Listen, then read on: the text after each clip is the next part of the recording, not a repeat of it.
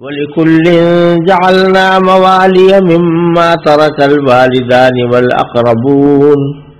وَالَّذِينَ عَقَدَتْ أَيْمَانُكُمْ فَآتُوهُمْ نَصِيبَهُمْ إِنَّ اللَّهَ كَانَ عَلَى كُلِّ شَيْءٍ شَهِيدًا۔ یہ سورہ نساء کی آیت ہے، اور اس آیت کا ترجمہ یہ ہے کہ ہم نے ہر اس مال کے کچھ وارث مقرر کیے ہیں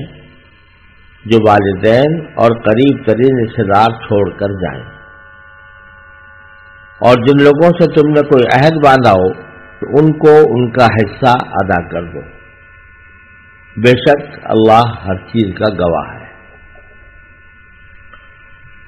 یہاں کیونکہ میراث کا پیچھے ذکر آیا تھا، تو اسی سلسلے میں پچھلی آیت میں یاد کیا گیا ہے کہ بعض خواتین کے دل میں یہ خیال پیدا ہوا تھا کہ عورتوں کی میراث مردوں کے مقابلے میں کم ہے، آدھی ہے۔ تو اسی میراث کے مسئلے سے تعلق رکھنے والی دو باتیں اللہ تبارک و تعالی نے اس آیت کریمہ میں ذکر فرمائی ہیں، اور ان سے کچھ میراث کے اہم اصول بھی نکلتے ہیں۔ ایک بات تو یہ بیان فرمائی کہ جو قریبی رشتہ دار ہیں جن کا مرنے والے سے قریبی تعلق ہے، ان میں سے کسی کو بھی ہم نے محروم نہیں کیا۔ ٹھیک ہے، عورتوں کا حصہ آدھا ہے اور مردوں کے مقابلے میں، جس کی وجہ بھی اگلی آیت کے اندر انشاءاللہ آئے گی، لیکن اس کا یہ مطلب نہیں ہے کہ ان کو محروم کر دیا گیا۔ لِكُلٍّ جَعَلْنَا مَوَالِيَ مِمَّا تَرَكَ الْوَالِدَانِ وَالْأَقْرَبُونَ، ہم نے ہر اس مال کے کچھ وارث مقرر کیے ہیں جو والدین اور قریب ترین رشتہ دار چھوڑ کر جائیں۔ تو معلوم ہوا کہ محروم کسی کو نہیں کیا گیا۔ دوسرا اصول یہ بیان فرما دیا گیا کہ والدین کے ساتھ اقربون کا ذکر فرمایا۔ اقربون کے معنی ہے کہ وہ شخص جو کسی دوسرے سے قریب تر ہو، یعنی کسی دوسرے کے مقابلے میں اس سے زیادہ قریبی تعلق رکھتا ہو یا قریبی رشتہ رکھتا ہو۔ اس میں اشارہ اس بات کی طرف کر دیا گیا ہے کہ میراث میں اس بات کا لحاظ رکھا گیا ہے کہ میراث حصے انہی لوگوں کو ملے جو مرنے والے سے زیادہ قریبی تعلق رکھتے ہوں، اور اس کا نتیجہ یہ ہے کہ جب کوئی قریبی رشتہ دار موجود ہوگا تو اس سے جو دور والا ہے اس کو نہیں ملے گا، بلکہ اس قریبی والے کو ملے گا۔ جیسے مثال کے طور پر اللہ تبارک و تعالی نے اسباط میں خاص طور پر یہ اصول رکھا ہے کہ مثلا بیٹا ہے اور باپ ہے، تو مرنے والے کا ایک بیٹا ہے اور مرنے والے کا ایک باپ ہے، تو بیٹا باپ کے مقابلے میں قریب تر ہے اور باپ اس کے مقابلے میں کچھ بعید ہے، لہذا اسبا ہونے کی حیثیت سے بیٹا جو ہے مقدم ہے باپ کے اوپر، اگرچہ باپ کا کچھ حصہ الگ سے اللہ تعالیٰ نے بھی مقرر فرما دیا ہے۔ اور اسی طرح اگر کسی شخص کا بیٹا ہے اور بھائی ہے تو بیٹا مقدم ہے بھائی کے اوپر، بھائی کو نہیں ملے گا، بیٹے کو ملے گا۔ اسی طرح اگر کسی شخص کا بھائی موجود ہے اور چچا موجود ہے تو بھائی چونکہ زیادہ قریب ہے بنسبت چچا کے، تو لہذا بھائی کو ملے گا، چچا کو نہیں ملے گا۔ یہی اصول تمام اسباط میں جاری ہوتا ہے، اور اس میں یہ اصول بھی ہے کہ بیٹا اگر موجود ہے تو پوتے کو میراث نہیں ملے گی، کیونکہ بیٹا قریب تر ہے اور پوتا اس کے مقابلے میں دور ہے۔ تو اقربون کا لفظ اس بات کی طرف دلالت کر رہا ہے کہ جو کچھ بھی میراث ملنی چاہیے وہ قریب تر لوگوں کو ملنی چاہیے۔ ایک دوسرا اصول جو آگے بیان فرمایا وہ ہے والذین عقدت ایمانکم فآتوہم نصیبہم، یعنی جن لوگوں سے تم نے کوئی عہد باندھا ہو ان کو ان کا حصہ دے دو۔ یہ اصل میں ایک صورتحال کی طرف اشارہ کیا جا رہا ہے جو شروع میں ابتدائے اسلام کے اندر پیش آئی تھی، وہ یہ کہ جب مثلاً کوئی مسلمان ہوتا تھا تو اکثر و بیشتر اس کے جو قریبی رشتے دار ہیں وہ مسلمان نہیں ہوئے ہوتے تھے، وہ کافر ہوتے تھے،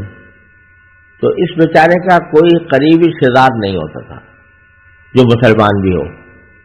بلکہ عام طور سے جب اپنا مذہب تبدیل کرتا تو جو اس کے قریبی رشتے دار ہیں وہ اس کے دشمن ہو جایا کرتے تھے۔ اس صورت میں جس شخص کے ہاتھ پر وہ مسلمان ہوا یا کوئی اور شخص جو کہ مسلمان بھائی ہے اس کے ساتھ وہ ایک معاہدہ کر لیتا تھا۔ معاہدہ یہ کر لیتا تھا کہ اگر میرا انتقال ہو جائے تو تم میرے وارث بنو گے،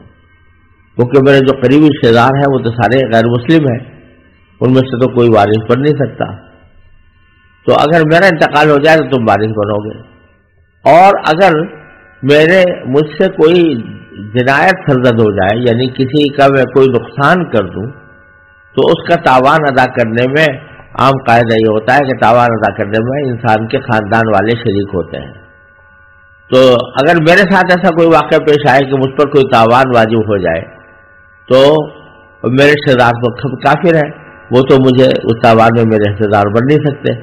لہذا تم میرے تاوان ادا کرنے میں حصے دار بنو گے۔ یہ معاہدہ ہو جاتا تھا ایک مسلمان نو مسلم اور کسی قدیم الاسلام شخص کے ساتھ جس کو جو پہلے سے مسلمان ہو۔ اس معاہدے کی طرف اشارہ ہے کہ اگر جن لوگوں سے تم نے کوئی عہد باندھا ہو ان کو ان کا حصہ دو، یعنی ان کا حصہ وہ یہ ہوگا کہ اگر آپ تمہارا کوئی رشتے دار موجود نہیں ہے تو اس صورت میں وہ تمہارے وارث ہوں گے۔ بیشتر فقہاء کرام تو یہ فرماتے ہیں کہ یہ معاملہ صرف ابتدائی اسلام کا تھا اور نبی کریم صلی اللہ علیہ وسلم کے ابتدائی دور میں تھا، اس کے بعد یہ منسوخ ہو گیا تھا، اس لیے کہ یہ شروع کی حالت تھی کیونکہ ایک آدمی مسلمان ہوا ہے، اس کے سارے رشتے دار غیر مسلم ہیں، تو اسے کسی مسلمان کے ساتھ معاہدہ کرنا ہوتا تھا۔ لیکن بعد میں تو الحمدللہ ایسا ہوتا رہا کہ وہ رشتے دار بھی مسلمان ہو گئے، ایک آدمی مسلمان ہوا اس کے بعد اس کے رشتے دار بھی مسلمان ہو گئے، سب مسلمان رشتے دار موجود ہیں جو اس کے صحیح وارث بن سکتے ہیں، تو اس صورت میں کسی کے معاہدہ کرنے کی ضرورت نہیں ہے۔ اس لیے بعض سے فقہاء کرام یہ فرماتے ہیں کہ اب یہ معاملہ ختم ہو چکا ہے، منسوخ ہو چکا ہے، اب اس کی ضرورت نہیں رہی۔ لیکن امام ابو حنیفہ رحمۃ اللہ علیہ یہ فرماتے ہیں کہ یہ آج بھی ایک صورت میں باقی ہے، اور وہ اس طرح کہ اگر ایک آدمی مسلمان ہوا تو جس شخص کے ہاتھ پر مسلمان ہوا ہے اس سے اگر یہ معاہدہ کر لے کہ اگر میرا کوئی رشتے دار زندہ نہ ہو تو تم میرے وارث ہوگے، اور اگر مجھ پر کوئی تاوان عائد ہو گیا تو تم تاوان کے ادائیگی میں میرے ساتھ تعاون کرو گے، تو اس معاہدے کے تحت اگر کوئی دو آدمی ایک عقد قائم کر لے، اس کو بلاء الموالات کہا جاتا ہے، تو وہ عقد موالات بھی آج بھی کیا جا سکتا ہے، اور آج بھی اگر کوئی کرے تو اس کی پابندی ہوگی۔ میراث میں صورتحال یہ ہے کہ وہ شخص جس کے ساتھ معاہدہ کیا ہے میراث اس کو صرف اس صورت ملے گی جبکہ اس کا کوئی رشتے دار زندہ نہ ہو۔ رشتے داروں کی شریعت نے 3 قسمیں رکھی ہیں۔ ایک ذوی الفروض، یہ ان رشتے داروں کو کہتے ہیں جن کے حصے خود قرآن کریم نے مقرر کر دیے، اس میں کسی کو کوئی کمی بیشی کرنے کا اختیار نہیں۔ دوسرے اسباط، اسباط سے مراد وہ مذکر رشتے دار ہیں جو میت کی طرف یا تو خود مذکر ہوں یا مذکر کے ذریعے منسوب ہوں، جیسے بیٹا ہے، باپ ہے، بھائی ہے، چچا ہے، چچا زاد بھائی ہے، یہ سب در حقیقت اسباط میں داخل ہے۔ اور تیسری قسم ذوی الارحام کی ہوتی ہے، یہ وہ خواتین ہیں کہ جن کے حصے قرآن نے مقرر نہیں کیے، اور وہ تو خاتون ہے یا کسی خاتون کی طرف کے ذریعے سے مرنے والے کی طرف منسوب ہے، جیسے ماموں ہے تو مرد لیکن منسوب جو ہے وہ میت کی طرف وہ اپنی بہن کی وجہ سے ہے، تو اس واسطے وہ بھی ذوی الارحام میں داخل ہے۔ تو یہ ذوی الارحام کی اقسام ہیں، تو سب سے پہلے مال ذوی الفروض کو دیا جاتا ہے، اس میں سے اگر کچھ بچ جائے تو اسبات میں تقسیم ہوتا ہے، اگر اسبات نہ ہو تو پھر بات بچا ہوا مال وہ ذوی الارحام میں تقسیم ہوتا ہے۔